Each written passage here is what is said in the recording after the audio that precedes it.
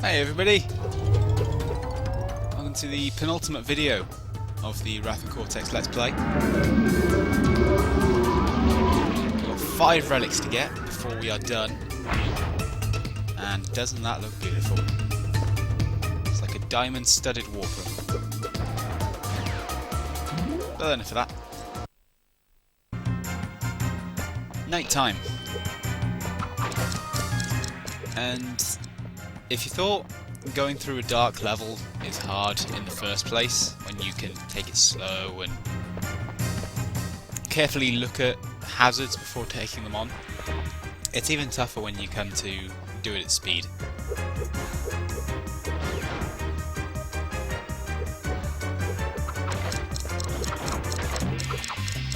Once again, the whole thing of having to wait for hazards that you've mistimed is just as annoying here as it is in the Gauntlet.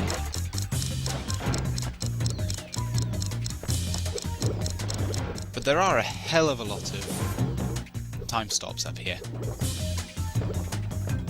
including that huge set that I actually didn't notice when playing. I've actually only just noticed that. Yellow clearly too close a colour to green for me to notice when moving its stress.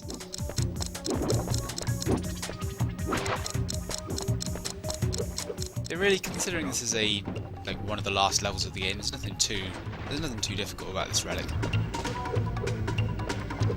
That first 2D section can pretty much be stopped entirely with the time stop boxes that are up there, because there are a lot of them.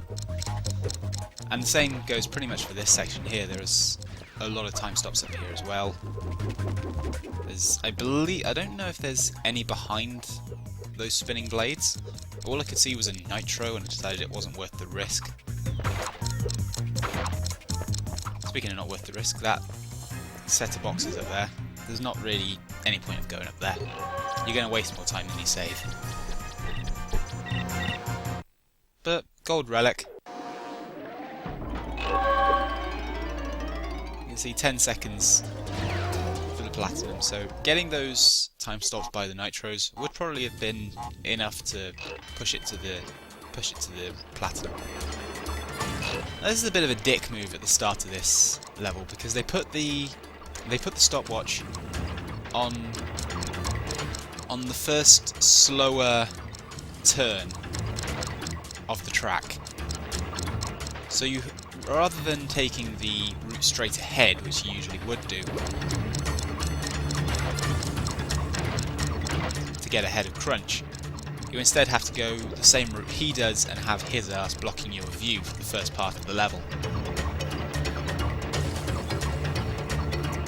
There's also a lot of little perspective fucks that will trick you a lot of the way, especially through the second lap when you're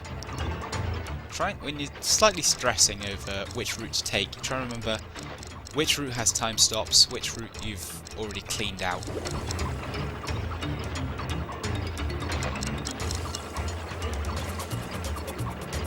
Other than that, there's not much to it. Just go through it like you did normally for the box. Go through it like you did the first time for the box gem.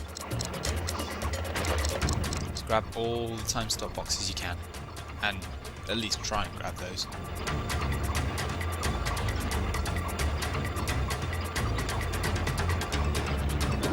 Another thing about Wrath of Cortex races, unlike Crash 3, I think I mentioned this when we were doing Smokey and the Bandicoot, but unlike Crash 3, the timer doesn't stop when you cross the finish line. Instead, it stops when the teleporter warps you away.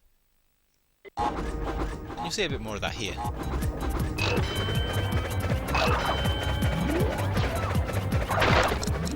And this can actually be a pretty...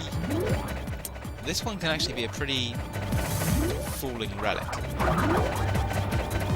Because, for starters, you've got the usual raft of perspective problems that come from the Helipad.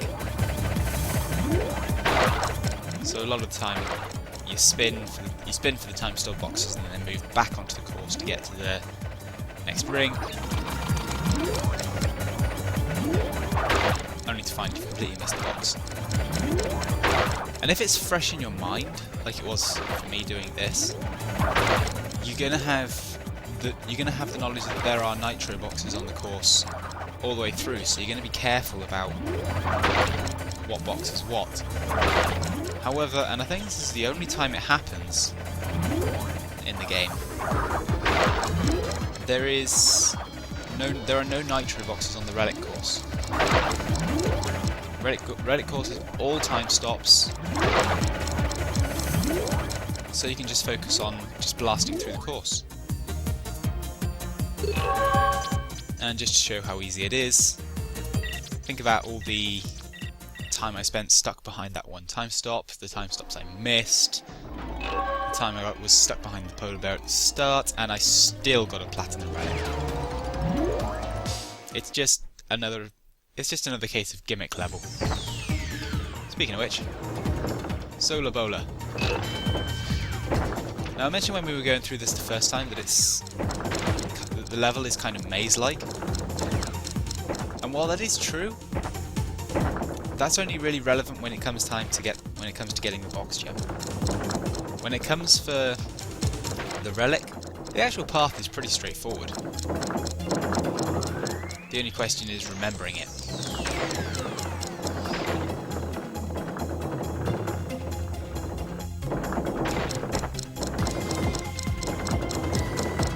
And what were fairly simple obstacles when we were going through it slowly and methodically actually become brutally difficult and incredibly dangerous when you're trying to go at speed.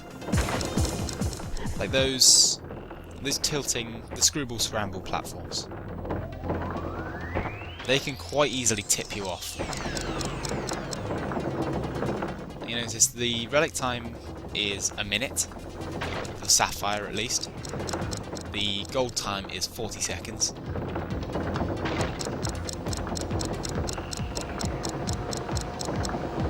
And that's the finish. It's really not a long level when you're just going from A to B, but everything gets slowed down when you have to go through it methodically, checking every little corner for boxes. I can't decide if it's a nice little way to design an atmosphere level or not. But we end on a high with some very fast snowboarding.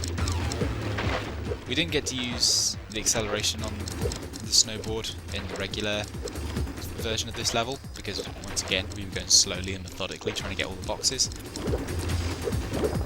But now we can just play for reactions.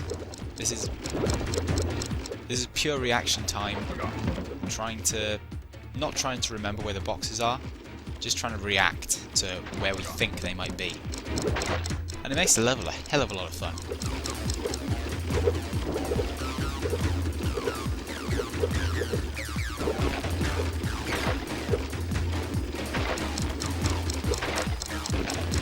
Really, there's nothing much to say. We're just blasting through a very fun level on a snowboard as a great character.